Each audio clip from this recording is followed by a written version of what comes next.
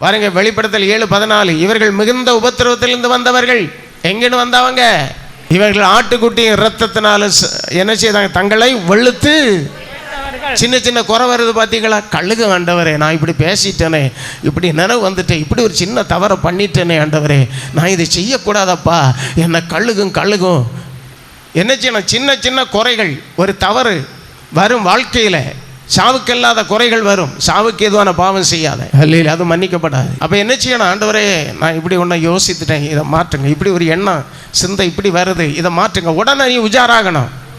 சத்துரு கொண்டு விதைப்பான், கலையை என்ன செய்வான்? உனக்கு இருதயத்தில் விதைப்பான், சிந்தனையில் விதைப்பான். நீ என்னைக்கு ஒப்பு கொடுக்கணும்? என் ஆவியில இயேசுதான் இருக்கணும், என் சிந்தனையை ஆளுகை செய்யுங்க இயேசுவே, பரிசுத்த ஆவியானவரே கேட்கணும். சின்ன சின்ன குறைகள் வரும், மனவேதனை. அப்போ என்ன செய்யணும்?